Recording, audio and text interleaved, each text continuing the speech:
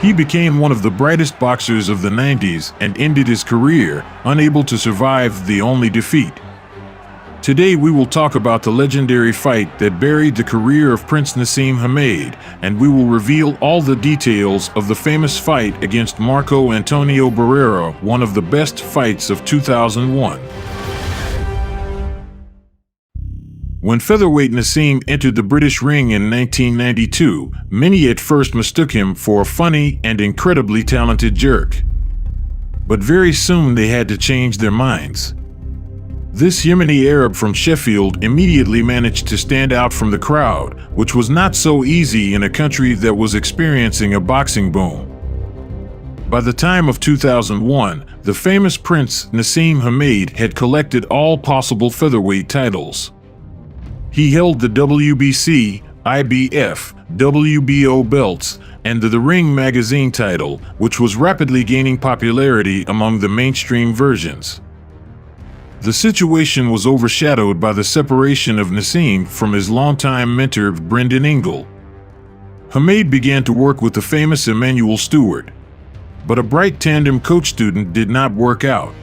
HAMED was his own boss. He listened only to Ingle. And when his bank account amounted to $40 million, listening to anyone else became simply unthinkable for the prince. Naz had reached the stage where it was time for the big fights. His ideal record was amazing: 35 wins, 31 of them by knockout, with no defeats at all. He defeated everyone in his path, but a big fight with the superstar of world boxing was needed. The steward immediately rejected the option of meeting with Juan Manuel Marquez, believing that the Mexican style was too uncomfortable for NASEEM. However, he happily jumped at the option of fighting another Mexican, Marco Antonio Barrera, who for the sake of this fight was ready to leave his WBO super bantamweight title and rise to a new category. The negotiations dragged on for almost a year. During this time, Naz had a spectacular fight against promising Augie Sanchez. The main problem remained the mood and preparation of the prince. Gone are the days when he relentlessly plowed in the hall of Brendan Ingle. Training was no longer the main program of the day for him. Before the fight with Barrera, a serious problem arose: 35 pounds overweight. The meeting with Barrera was scheduled for April 7, 2001. Naz was to receive a fee of $8.5 million. Marco Antonio relied on a more modest, but still record-breaking amount for him: $1.8 million. NASEEM was a 3-to-1 favorite. Boxing experts in America were even more categorical in their assessments.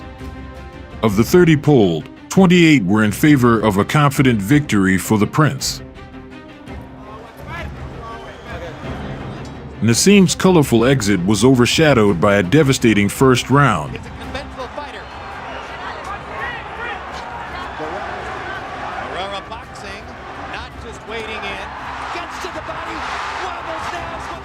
Barrera obviously watched his opponent's last fight against Augie Sanchez more than once.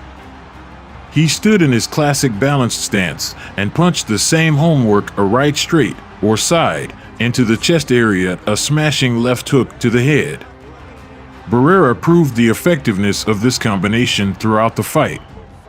The logic is simple. The first blow to the chest area fettered the strongest left hand of the prince, which allowed him to freely break through the left hook. By delivering this series of blows and treating NASEEM with several accurate jabs, the Mexican took the first round. However, shaking Naz is only half the battle. In the second round, NASEEM went ahead, but again ran into Barrera's signature combination.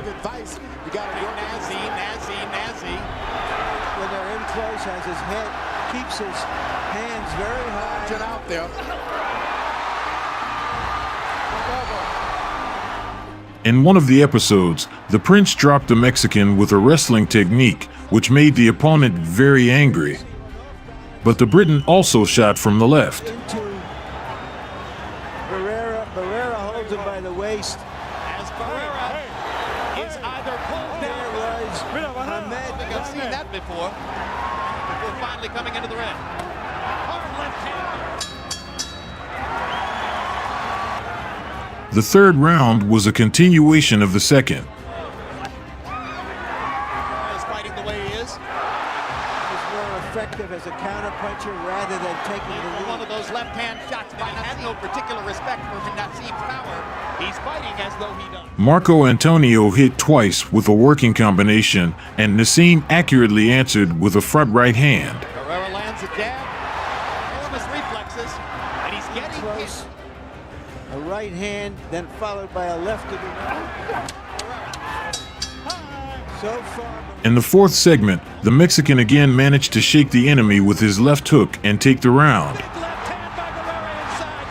Stuns. very composed Barrera. That was a headbutt there. All right, seconds up. He hasn't got in one position yet. Ooh. However, in the fifth round, the pattern completely changed. The tactical game began at a distance. Stronger nerves were at Barrera. Has been unsuccessful so far. He hit twice with his signature combination. Having received a thrashing from the steward during the break, NASEEM changed his stance. He got right-handed and acted very successfully, winning the sixth round. In the southpaw position to stay away from that jab. Barrera continues to pile up points. That's why he is Barrera. 57, 3 rounds apiece. But Marco Antonio, what Barrera is doing, he's pacing himself. Clowning with a clown. Up the pace with his jab, showing it more frequently, landing it more. He gets square in the middle yet, but he's starting to pick up the power. He's informed him that round. As stalking and trying to land that left crush. Punches around right here. Still, the Briton could not turn the tide of the battle, spoiled the impression of the local public, which mercilessly shouted at every blow Barrera, creating a false impression of his advantage. It wasn't. But even NASEEM could not do anything with the collected and psychologically prepared counterpart. Everything was evenly divided until the 11th round. Moreover, the 10th round of the Prince took his asset. Marco Antonio Barrera. He's thrown the left hand, but he hasn't thrown anything with Get it. it done here. There's a big left hand.